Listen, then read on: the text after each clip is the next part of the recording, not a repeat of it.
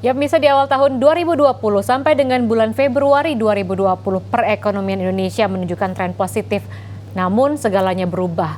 Ekonomi Indonesia mulai menurun di bulan Maret sampai PSBB. Iya, dan tak ingin terus terpuruk dalam sektor ekonomi, pemerintah mulai melonggarkan kegiatan ekonomi mulai 8 Juni kemarin. Hingga kini Indonesia masih mencatatkan pertumbuhan positif meski pertumbuhan ekonomi diprediksi masih minus. Ya. Baik, kita lihat Dana Moneter Internasional atau IMF mencatat pertumbuhan ekonomi dunia sampai dengan April 2020 mengalami minus 0,1%. Pertumbuhan ekonomi minus justru terjadi pada kelompok-kelompok negara maju seperti Uni Eropa maupun kelompok G7. Dan IMF ini memprediksi pertumbuhan ekonomi minus masih terjadi sampai akhir tahun akibat meluasnya penyebaran COVID-19. Betul, dan kita lihat juga bahwa IMF memprediksi dampak perlambatan ekonomi kepada negara berkembang termasuk ASEAN.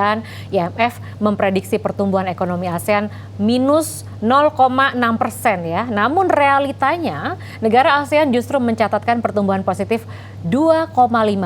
Nah, 5 negara ASEAN yang mencatatkan pertumbuhan positif adalah Indonesia, kemudian juga Malaysia, Filipina, Thailand, dan juga Vietnam. Iya, kalau kita lihat dari data BPS, pemirsa, pertumbuhan ekonomi Indonesia pada kuartal 1 adalah 2,97%.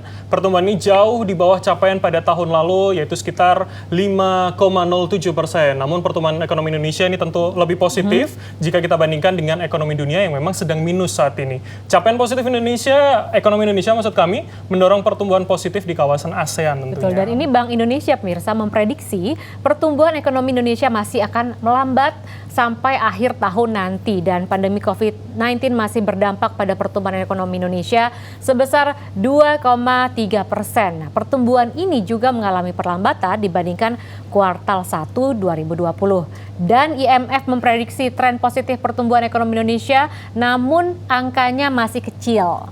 Iya, benar sekali. Kalau kita bicara data, maka memang ini adalah sebuah deretan angka-angka dan juga prediksi. Namun jika berkaca dari data tersebut, pemerintah kini terus mendorong pertumbuhan ekonomi. Salah satunya misalkan dengan pelonggaran karantina, dengan membuka sektor ekonomi diharapkan akan membawa pertumbuhan ekonomi ini di atas 5% dimulai dengan new normal di tengah pandemi seperti ini. Pemerintah juga berharap bahwa warga dapat kembali beraktivitas dengan penerapan protokol kesehatan tentunya. Itu yang pentingnya.